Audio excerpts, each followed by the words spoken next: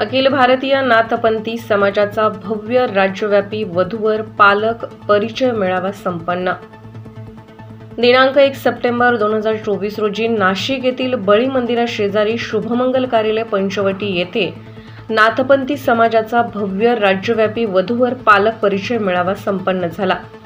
सदर कार्यक्रमाचे आयोजन माननीय श्री माणिकराव कानडे यांनी केले।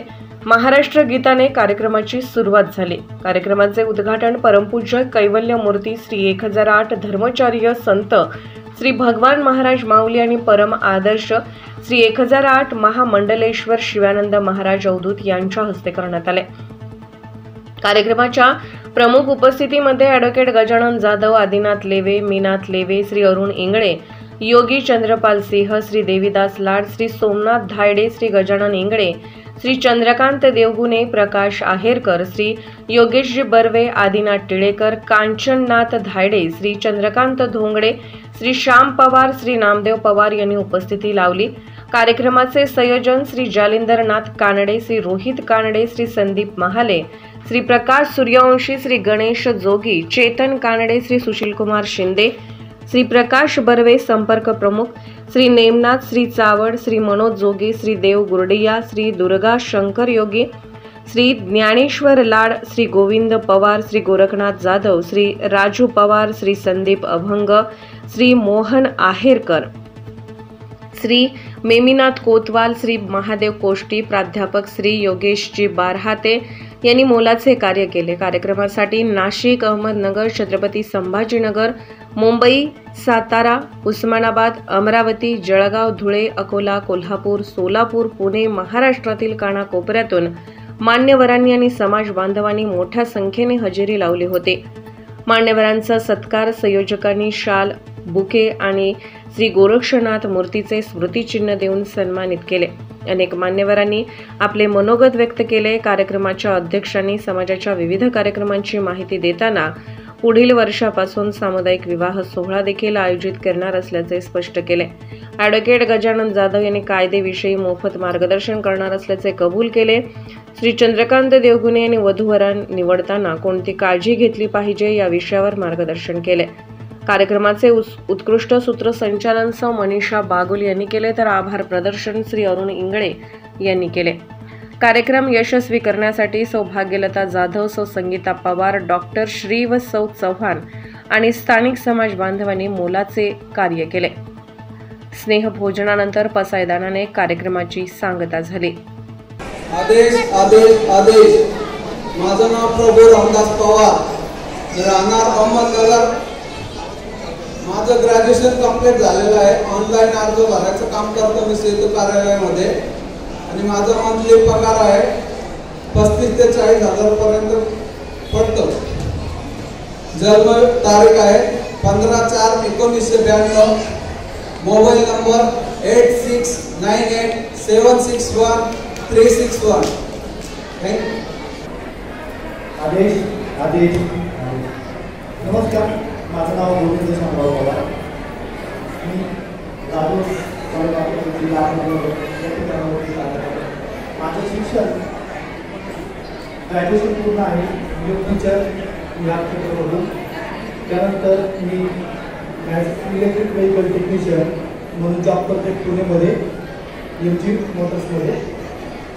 माझं मंथली उत्पन्न 35,000 आहे आणि मुलीकडूनच्या अपेक्षा मुलगी मन मिळवून आणि घर सांभाळणारी असावी। शिक्षणाची काय असेल असलं तरी चालेल, म्हणजे तिला सगळा सपोर्ट राहील।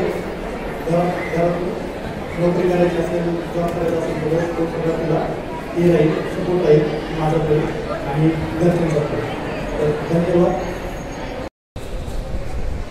आणि वेळेवर घरी परतायचे ठरले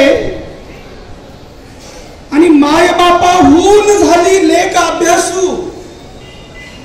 माय बापाहून झाली लेक अभ्यासू, मग तिला काही करून शिकवायचे ठरले। मग तिला काही करून शिकवायचे ठरले। तर ह्या मुलीला शिकवल्याच्या नंतर मग आताची जी पुढची पायरी महत्वाची तिच्यासाठी एक चांगलं वर संशोधन करायचं आहे. महाराष्ट्राच्या कानाकोपऱ्यातूनच नव्हे तर दिल्लीपासून माणसे इथे आली आहे प्रभू श्री रामचंद्रांच्या पावनभूमीमध्ये. आणि प्रभू गोरक्षनाथांनी जिथे उपदेश केला त्र्यंबकेश्वरामधून नाशिकमधून अशा अतिशय पावनभूमीमध्ये तुम्ही आलात. मी तुम्हाला पहिलाच या ठिकाणी आश्वस्त करू इच्छितो की तुमची इथली उपस्थिती हेच तुमच्या मुलांच्या आणि मुलींच्या लग्नाचं शुभसूचक आहे. ज्यांच्या पाठीवर प्रभू श्री रामचंद्रांचा आशीर्वादाचा हात आहे त्यांचं नक्कीच शुभमंगल लवकरात लवकर होणार आहे. ही आजच्या शुभ दिवसाची नांदी आहे. मला हे या ठिकाणी जाहीर करायला अतिशय आनंद वाटतोय. पुण्यवानाला इथे मिळतातणारे की काही पोरींच्या याबाबत खूप काळजी घेते पोरींच्या लग्नाची त्यांनी ऐका.